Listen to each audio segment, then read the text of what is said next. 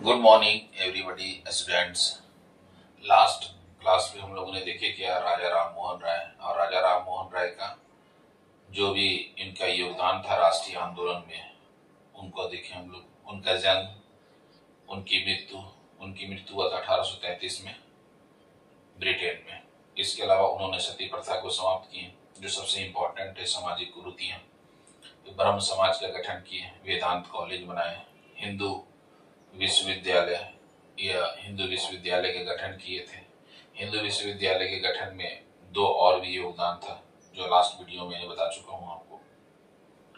तो ये एकेश्वरवाद के समर्थक थे, मूर्ति पूजा के उन्होंने विरोध किया। मतलब सभी पॉइंट को हमने डिस्कस कर चुके हैं, तो आप देख लेंगे इसको। फिर जो पुनर्जागरण आंदोलन में दूसरा जो सबसे इम्पोर्टेंट योगदान है राष्ट्रीय आंदोलन में, पुनर्जागरण में, वो है स्वामी विवेकानंद का।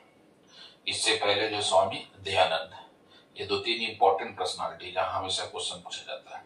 तो नेक्स्ट जो हम लोग पर्सनालिटी की चर्चा करेंगे वो स्वामी दयानंद सरस्वती का चर्चा करेंगे, जो इम्पोर्टेंट है।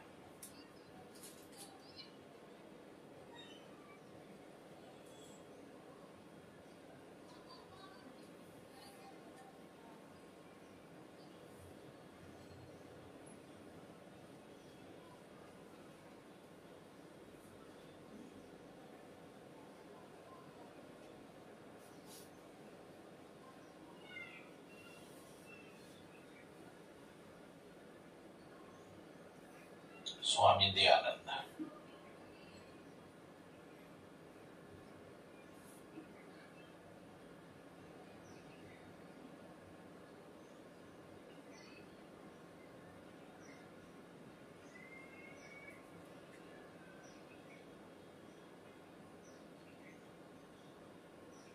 स्वामी दयानंद की पर्सनालिटी इसलिए भी इम्पोर्टेंट है, जो बहुत जगह एग्जाम में क्वेश्चन पूछा जाता है। इनका जन्म भी एक बार यूपीएससी में क्वेश्चन पूछा गया कि स्वामी दयानंद सरस्वती का जन्म कब और कहां हुआ था। तो याद रखिएगा आप, 12 फरवरी 1824 ईस्वी में टंकारा गुजरात में,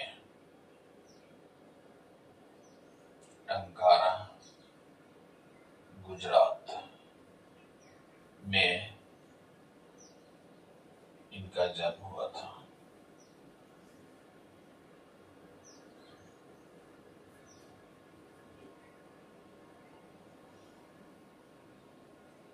एग्जाम में टंकारा पूछ चुका है, इसलिए आप इसे याद रखेंगे कि जन्म कहाँ हुआ है, तो टंकारा में हुआ है। इनकी मृत्यु 30 अक्टूबर 1883 ईस्वी में अजमेर राजस्थान में,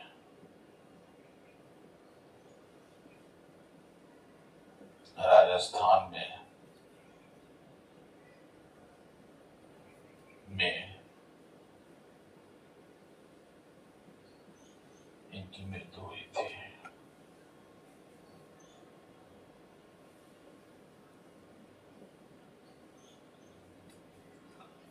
इनका बचपन का नाम क्या था? मूलशंकर।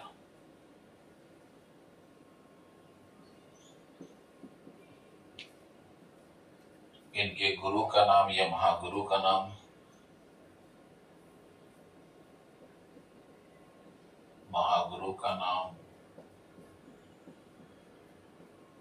महाराजा विरजानंद था। महाराजा विरजानंद था। तो ये पॉइंट आप याद रखिएगा। एक तो क्वेश्चन पूछ चुका है इनकी जन्म के संबंध में कहा हुआ है, तो टंकारा में, ये क्वेश्चन आ चुका है एग्जाम में। इनकी मृत्यु कहाँ है? अजमेर में। बचपन का नाम क्या है? तो मूलशंकर। महागुरु का नाम क्या है? तो महाराजा विरजानंद। ये सभी इंपॉर्टेंट पॉइंट है जो सामान्य रूप से जानना आपको है। सभी एग्जाम में तो पूछा नहीं जाता है जन्म मृत्यु, कुछ पर्सनालिटी जिसको आप जानना है, जो एग्जाम में पूछ सकता है। इसके अलावा स्वामी दयानंद सरस्वती का पर्सनालिटी एक इसलिए भी इम्पोर्टेंट है कि आधुनिक भारत में सबसे पहले, मैं इससे पहले भी वीडियो में चर्चा कर चुके हैं कि सबसे पहले स्वराज शब्द का प्रयोग किसने किया है। तो आप याद रखिएगा, आधुनिक भारत में सबसे पहले स्वराज शब्द का प्रयोग स्वामी दयानंद के द्वारा किया गया 1851 ईस्वी में।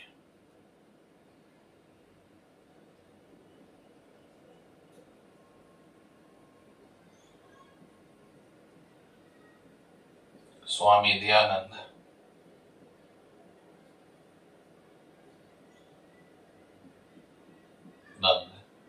आधुनिक भारत के प्रथम नेता थे।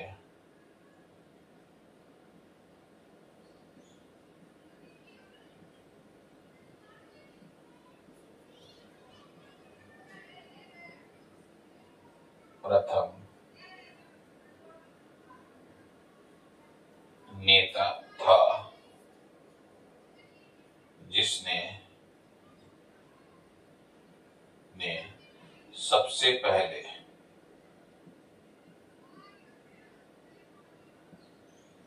स्वराज्य शब्द का प्रयोग किया था।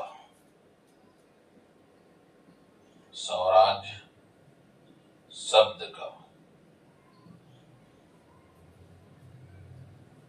का प्रयोग किया था।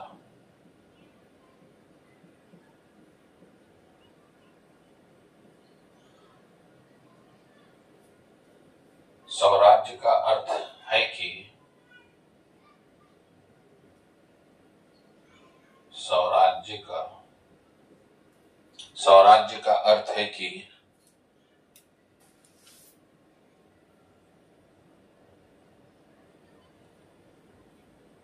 स्वराज्य का अर्थ है कि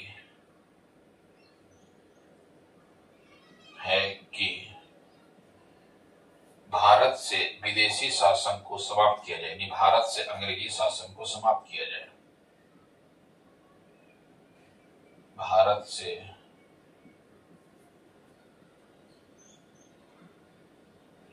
विदेशी शासन को समाप्त किया जाए।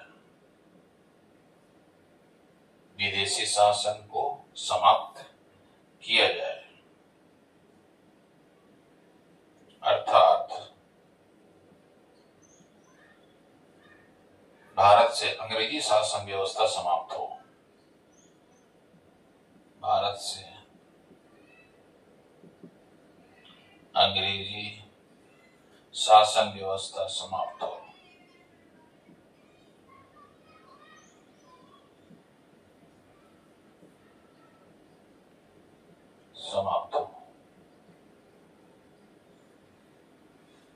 जो सबसे इंपॉर्टेंट है स्वराज्य, और इस स्वराज्य का मैंने और भी एक्सप्लेन करके बता चुके हैं। आप कांग्रेस का वीडियो में देखेंगे तो भारतीय राष्ट्रीय कांग्रेस ने पहली बार स्वराज शब्द का प्रयोग कब करता है? 1906 के कलकत्ता अधिवेशन में। फिर यही स्वराज्य आगे चल करके पूर्ण स्वराज बन जाएगा। 1929 में आईएनसी का अधिवेशन होगा लाहौर में, तो यही स्वराज्य क्या बन गया? आगे चल करके पूर्ण स्वराज्य बन गया। तो ये मैं भारतीय राष्ट्रीय कांग्रेस के सेक्शन में पढ़ाए भी हैं, उसे आप याद रखेंगे। पहला जो इम्पोर्टेंट है स्वामी दयानंद पढ़ा रहे, इसलिए मैंने यहाँ स्वराज्य के विषय में बताया। अच्छा, स्वामी दयानंद ने नारा भी दिए हैं। स्वामी दयानंद का महत्वपूर्ण नारा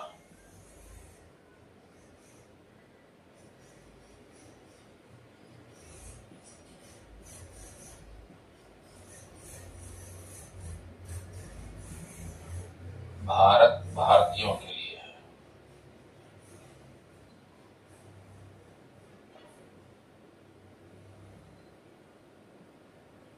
है एक तो ये इनका इंपॉर्टेंट नारा है।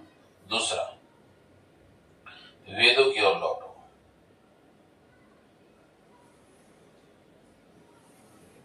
वेदों की ओर लौटो, ये इनका दूसरा नारा है। तो स्वामी दयानंद ने दो नारा दिए थे, भारत जो है वो भारतीयों के लिए, और वेदों की ओर लौटो, जो सबसे इंपॉर्टेंट है। ये दोनों एग्जाम में पूछा जाता है, आप याद रखिएगा। इसी भारत भारतीयों का है, इसी सेंटेंस को लिख सकते हैं, हिंदुस्तान हिंदुस्तानियों का है। तो आप याद रखिएगा, भारत भारतीयों के लिए नारा किसका है? स्वामी दयानंद का। वेदों की ओर लौटो नारा किसका है? तो आप याद रखिएगा, स्वामी दयानंद का। वेदों की ओर लौटो का मतलब क्या है कि स्वामी दयानंद ने वैदिक संस्कृति और सभ्यता को जो अपनाने के लिए, उसकी अच्छाइयों को अपनाने के लिए इन्होंने जोर दिए हैं, वही है वेदों की ओर लौटो। और इनके द्वारा जैसे वैदिक संस्कृति का निर्माण, भारत में जब आप पढ़ेंगे वैदिक संस्कृति का निर्माण किसने किया है? तो आर्यों ने किया था। आर्य मूल रूप से कहां से आए थे? तो आर्य मूल रूप से यूरेशिया से आए थे। यूरेशिया जब आप पढ़ेंगे तो यूरेशिया यूरोप और एशिया को मिलाकर के यूरेशिया बना हुआ है, और यूरेशिया से आर्य भारत आए थे मूल रूप से। लेकिन स्वामी दयानंद क्या बोलते हैं? स्वामी दयानंद बोलते हैं अपने पुस्तक में सत्य प्रकाश, जब मैं बताऊंगा उस पुस्तक में, कि आर्य जो है तिब्बत से आने के बाद भारत में इन लोगों ने वैदिक संस्कृति का निर्माण किया था। तो इसीलिए उन्होंने वेदों की ओर लौटो का नारा दिए थे। तो ये इंपॉर्टेंट है, इन्होंने आर्यों को उत्पत्ति कहां बताए थे? तिब्बत क्षेत्र में बताए थे। और तिब्बत से आने के बाद आर्य भारत में वैदिक संस्कृति का निर्माण किया था। इस पॉइंट को हम लोग लिखते हैं। स्वामी दयानंद के अनुसार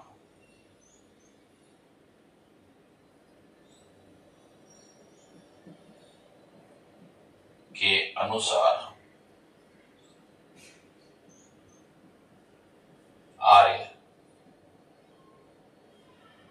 मूल रूप से तिब्बत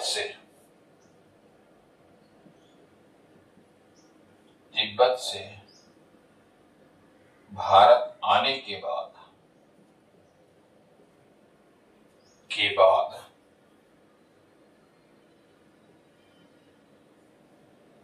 भारत में वैदिक संस्कृति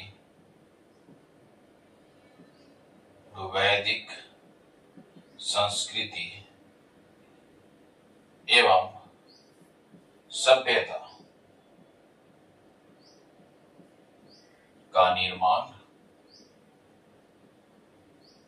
किया था। जो ये पूरे लाइन लिखे हैं, इसका वर्णन कहां करते हैं? स्वामी दयानंद अपने पुस्तक जो है सत्यार्थ प्रकाश में किए हैं। पुस्तक जो उनका है, पुस्तक सत्यार्थ प्रकाश में। अभी हम लोग अलग से पढ़ेंगे सत्यार्थ प्रकाश का प्रकाशित होगा, कहां लिखे हैं, किस भाषा में लिखे हैं, इसके विषय में देखेंगे। तो आप याद रखिएगा, स्वामी दयानंद ने बताया क्या कि आर्य मूल रूप से तिब्बत से आए, और तिब्बत से भारत आने के बाद इन्होंने वैदिक संस्कृति और सभ्यता का निर्माण किया था। इसके अलावा स्वामी दयानंद एक हिंदू राष्ट्रवादी नेता थे। स्वामी दयानंद एक हिंदू राष्ट्रवादी नेता थे।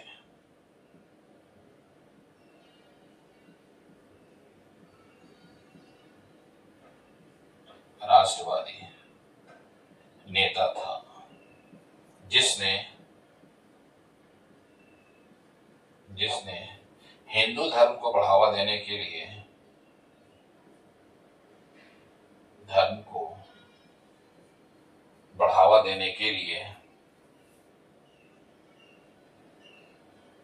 बढ़ावा देने के लिए 1863 ईस्वी में पाखंड खंडनी पताका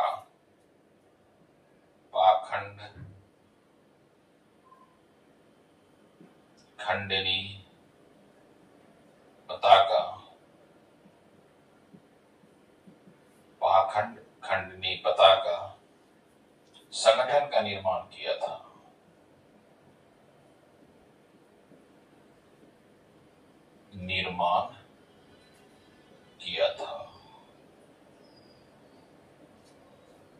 जब तक आप इसे स्क्रीनशॉट ले लें, है ना।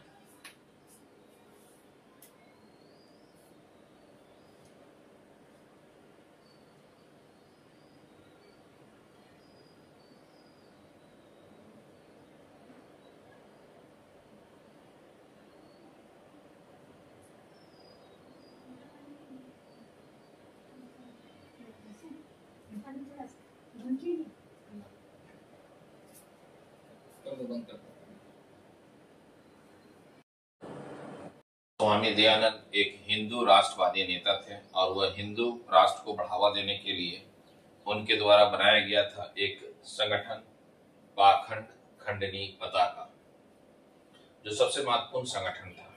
फिर इसके बाद आगे चल करके उन्होंने 1875 ईस्वी में आर्य समाज का गठन किए थे, जो सबसे इम्पोर्टेंट है। एक मैंने पुस्तक बताया, इनके द्वारा 3 पुस्तक है जो सबसे महत्वपूर्ण पुस्तक है। एक तो सत्यार्थ प्रकाश है, इनका सबसे इम्पोर्टेंट पुस्तक है, सबसे बहुत महत्वपूर्ण पुस्तक पूछा जाता है सत्यार्थ प्रकाश। फिर एक वेद भाष्य भूमिका लिखे थे और एक वेद भाष्य।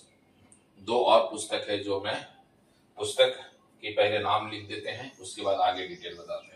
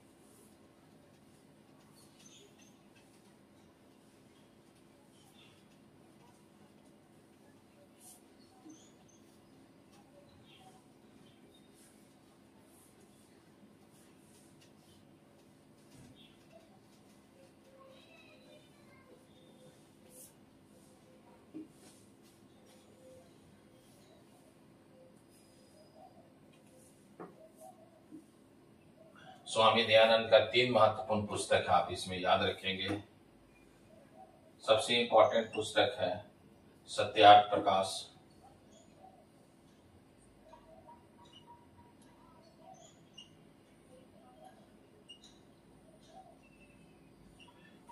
दूसरा जो पुस्तक है जो उनका है वेद भाष्य,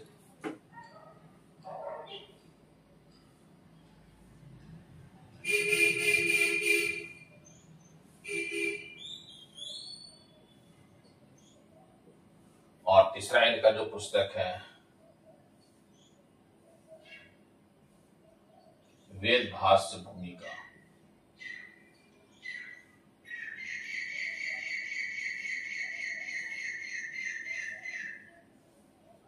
जिसमें सबसे इंपॉर्टेंट है सत्यार्थ प्रकाश। सत्यार्थ प्रकाश जो इन्होंने 1875 में हिंदी भाषा में लिखे थे, भाषा, और इसका प्रकाशन जो है उदयपुर राजस्थान से किए थे।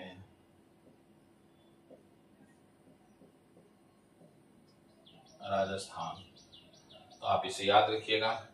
1875 ईस्वी में इनका सबसे इंपॉर्टेंट पुस्तक जो था वह सत्यार्थ प्रकाश, इन्होंने हिंदी भाषा में लिखे थे और इसका प्रकाशन कहां से किए थे? उदयपुर राजस्थान से।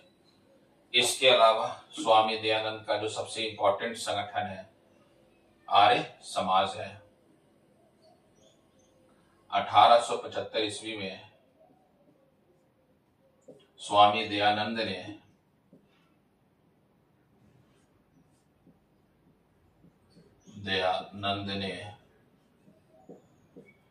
बंबई महाराष्ट्र में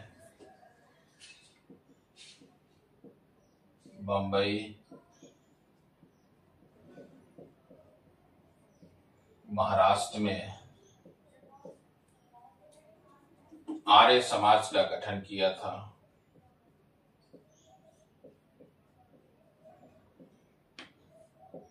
आर्य समाज का गठन किया था।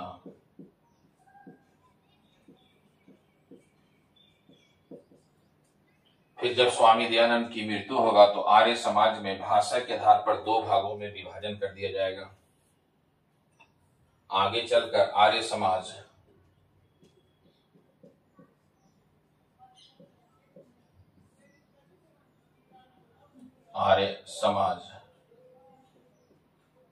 का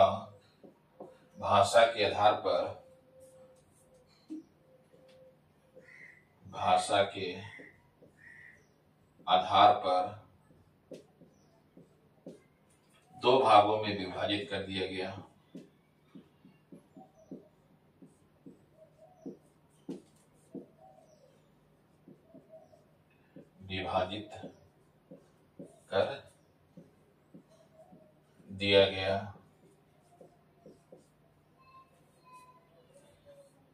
अब ये दो भागों में जो बट गया है तो आर्य समाज दो भागों में बट गया। समाज भाषा के आधार पर एक का केंद्र बन गया लाहौर,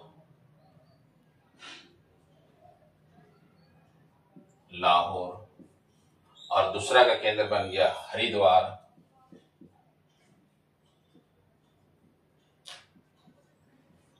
हरिद्वार कहाँ? उत्तराखंड।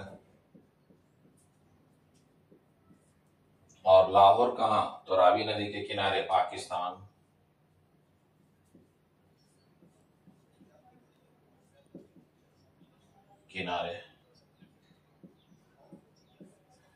लाहौर में अंग्रेजी भाषा को प्रमुखता दिया गया था। लाहौर केंद्र में अंग्रेजी भाषा को प्रमुखता दिया गया। अंग्रेजी भाषा को प्रमुखता दी गई। इसके अलावा हरिद्वार में जो है वह संस्कृत भाषा को प्रमुखता दिया गया।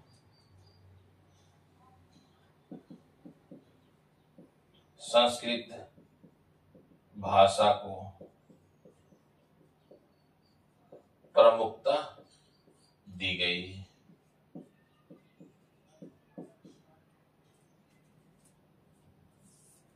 अंग्रेजी भाषा का जो नेतृत्व था लाला लाजपत राय कर रहे थे।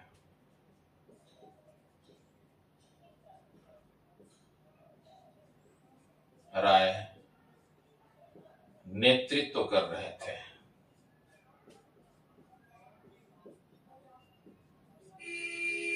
संस्कृत भाषा का जो नेतृत्व कर रहे थे स्वामी श्रद्धानंद।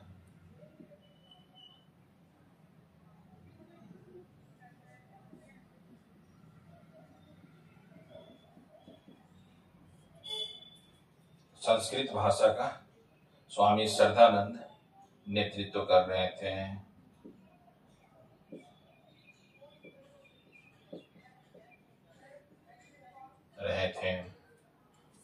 स्वामी श्रद्धानंद की हत्या 1925 में कर दिया गया।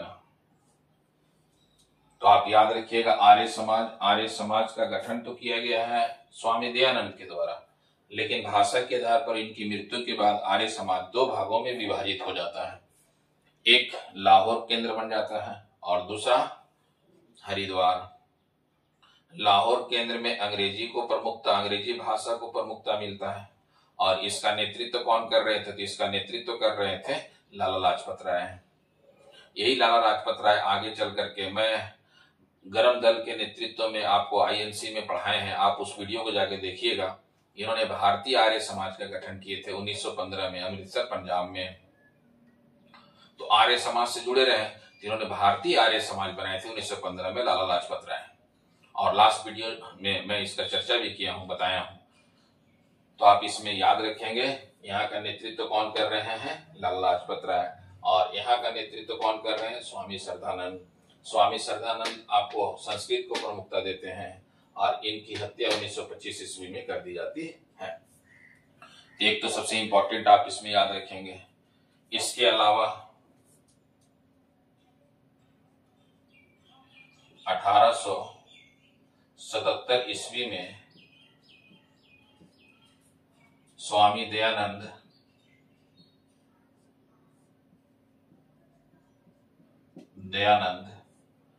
भारत में शुद्धि आंदोलन चलाया था।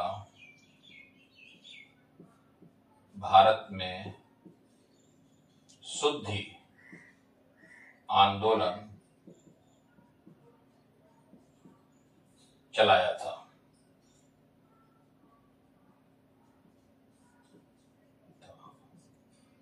शुद्धि आंदोलन जो है सबसे इंपॉर्टेंट आपका आंदोलन है।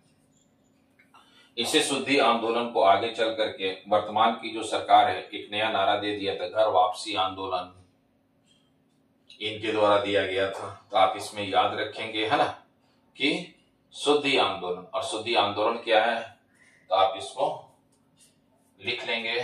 शुद्धि आंदोलन में कहा गया क्या है कि जो भी हिंदू धर्म के समुदाय, जो भी हिंदू धर्म के लोग थे जिन्होंने हिंदू धर्म को छोड़ करके दूसरे धर्म को स्वीकार कर लिया था, चाहे वो इस्लाम धर्म हो या ईसाई धर्म हो, कोई भी दूसरे धर्म को स्वीकार कर लिया है, वह फिर से हिंदू धर्म को स्वीकार कर लेंगे, उसे ही शुद्धि आंदोलन कहा जाता है।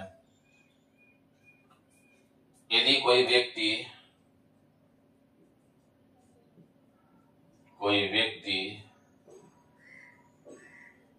हिंदू धर्म को छोड़कर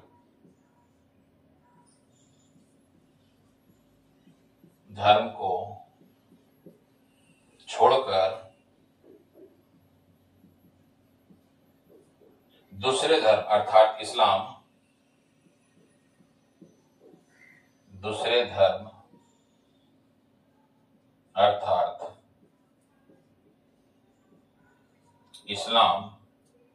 धर्म को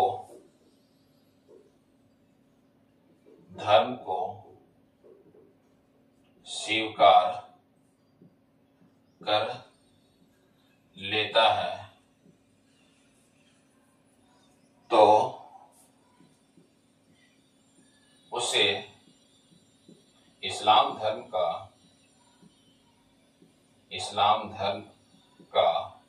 त्याग करके फिर से हिंदू धर्म को स्वीकार कर सकता है। हिंदू धर्म को स्वीकार कर सकता है।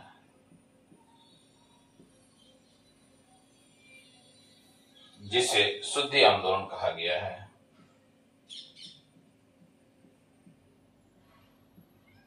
शुद्धि आंदोलन कहा जाता है।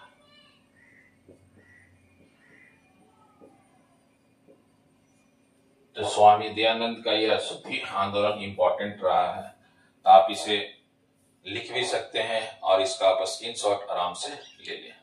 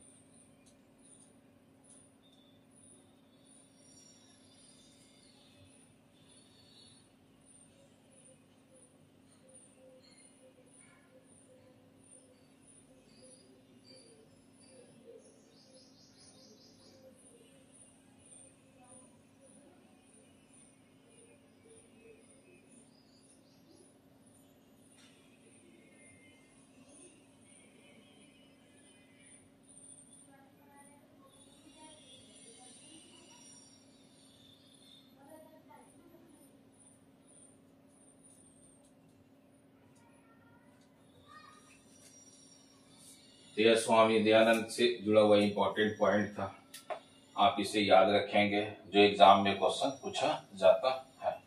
फिर स्वामी दयानंद की मृत्यु जो है, जो मैं पहले ही चर्चा कर चुके हैं कि 1883 ईस्वी में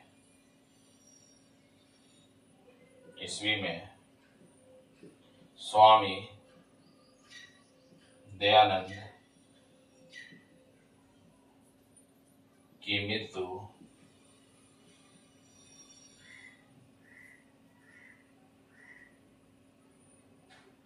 अजमेर राजस्थान में हुई थी। इनके संबंध में एक क्वेश्चन और भी इंपॉर्टेंट है जिसके विषय में हम लोग देखते हैं। जब तक यह एक स्टेटमेंट है स्वामी दयानंद का कि स्वामी दयानंद जहां भी जाते थे वह ब्रिटिश सरकार का विरोध करने के लिए अंग्रेजी में भाषण देते थे। तो अंग्रेजी में भाषण देने के कारण संस्कृत में वह भाषण देते थे।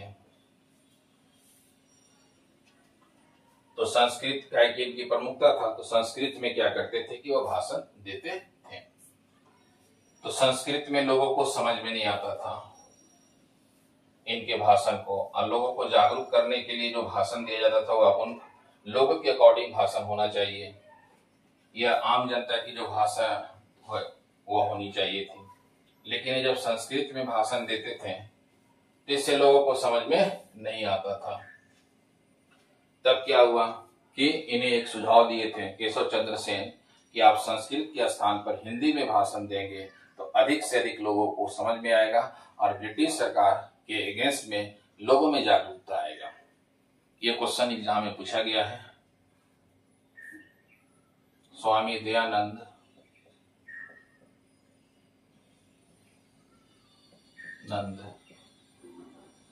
ब्रिटिश सरकार का विरोध करने के लिए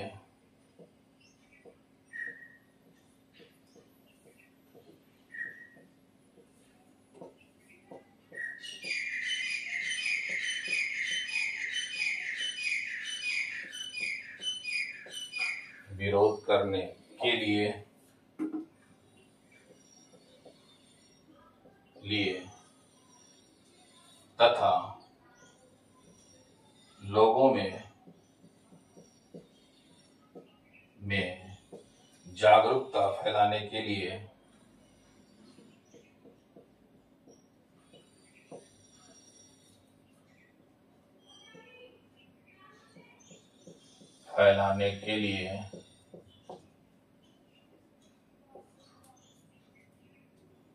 संस्कृत में भाषण देते थे।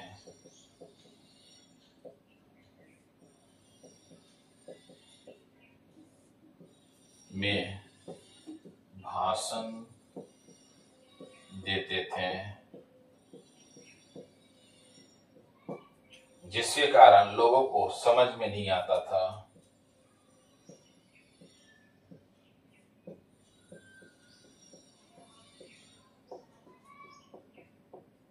लोगों को समझ में नहीं आता था।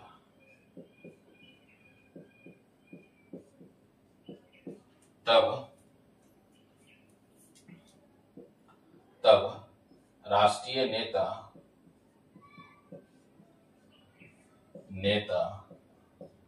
केशव चंद्र सेन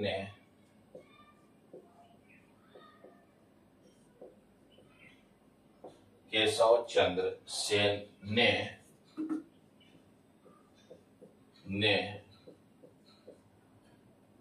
स्वामी दयानंद को सुझाव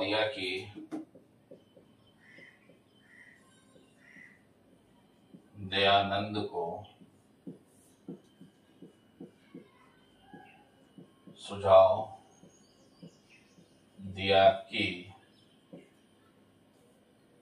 आपको संस्कृत के स्थान पर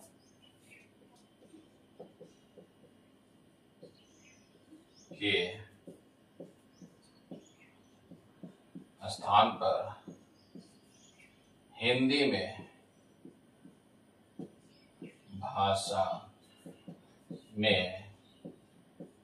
भाषण देना चाहिए।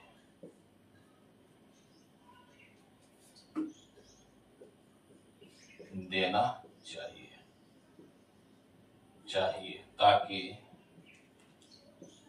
नागरिकों में जागरूकता पैदा हो। नागरिकों में जागरूकता पैदा हो। तो ये आप याद रखेंगे, स्वामी दयानंद की यह पर्सनालिटी है पुनर्जागरण आंदोलन में, जिनकी मृत्यु से लेकर के जन्म से लेकर के मृत्यु तक सभी का विस्तार से चर्चा कर दिया गया है। और राजा राम मोहन राय के बाद ये दूसरा पर्सनालिटी है। राजा राम मोहन राय जो कार्य किए उसी कार्य को आगे और भी जो है भारत के राष्ट्रीय नेता आगे बढ़ाए थे, और इनके द्वारा बहुत ही इंपॉर्टेंट कार्य किया गया था, जिसमें आर्य समाज, सत्याग्रह प्रकाश, शुद्धि आंदोलन, पाखंड खंडनी पताका, ये सभी इंपॉर्टेंट है। इनके द्वारा स्वराज शब्द का प्रयोग किया गया। इनके द्वारा दो महत्वपूर्ण नारा दिया गया था जो हमेशा एग्जाम में क्वेश्चन पूछा जाता है। तो यह स्वामी दयानंद की पर्सनालिटी था जो सबसे इंपॉर्टेंट पर्सनालिटी है, और इसे आप बार बार पढ़ें। बार बार जब आप सुने वीडियो तो इसको कुछ पॉइंट को आप नोट भी कर लिया करें, और कुछ नोट कर लेंगे तो हमेशा देखिएगा कोई ना कोई एग्जाम में, जितने भी एग्जाम में यूपीएससी सिविल वगैरह के पेपर में आएंगे तो यह पॉइंट यहीं से क्वेश्चन पूछा जाता है।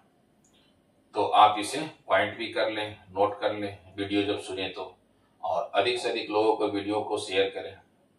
इसके अलावा चैनल को सब्सक्राइब भी करें, और जो लोग नहीं सुन रहे अपने दोस्तों में उनको ये शेयर करेंगे तो अभी सुनेंगे ये बात, क्योंकि मैं क्लास में भी यही चीजें पढ़ाता हूँ। क्लास से कुछ चीजें अलग है, तो इसीलिए बहुत ही इंपॉर्टेंट पॉइंट है ये सभी। जैसे राजा राम मोहन राय का, स्वामी दयानंद का, तो ये एग्जाम में क्वेश्चन पूछा जाता है। सभी को ऑल द बेस्ट। जय हिंद, जय भारत।